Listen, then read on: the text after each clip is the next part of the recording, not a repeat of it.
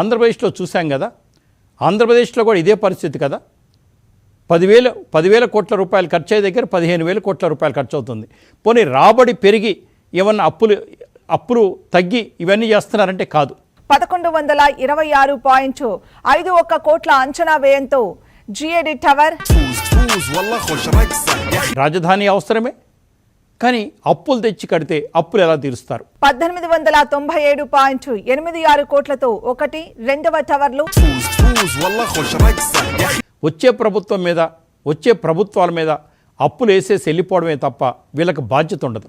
1664.45 కోట్ల అంచనా వ్యయంతో 3-4వ టవర్ల నిర్మాణానికి టెండర్లను పిలుస్తూ నోటిఫికేషన్ జారీ అయింది. ముఖ్యమంత్రులకి రాష్ట్రం ఎటుపోతే మాకెందుకు అని అనుకుంటున్నారు తప్ప ఆ రాష్ట్రం అప్పులు తీర్చే పద్ధతులు మాత్రం ఎవరు చెప్పట్లేదు. అమరావతి సచివాలయం, జిఏడి, హెచ్ఓడి టవర్ల నిర్మాణంలో ఫాసెడ్, గ్లేజింగ్, క్లాడింగ్ పనుల కోసం 2,540 కోట్లు వెచ్చించేందుకు సిఆర్డీఏ అథారిటీ గ్రీన్ సిగ్నల్ ఇచ్చింది. ఆ నిర్మాణాలు కాకుండా ఆ నిర్మాణాల్లో వివిధ పనులు చేపట్టేందుకు 2,540 కోట్లు అంట. సంవత్సరానికి 70,000 కోట్ల రూపాయలు ఇంట్రెస్ట్ కడుతున్నారంటే ఏమైపోతాం? రాష్ట్రం వెనుజులా లాగా అయిపోతారా? శ్రీలంక లాగా అయిపోతారా? ఇవాళ పాకిస్తాన్ పరిస్థితి ఏ దేశానికి రాకూడదు. శాసనసభ భవనంలో వివిధ సివిల్ స్ట్రక్చర్ పనులకు 798 కోట్లను వ్యయం చేసేందుకు ఆమోదించింది.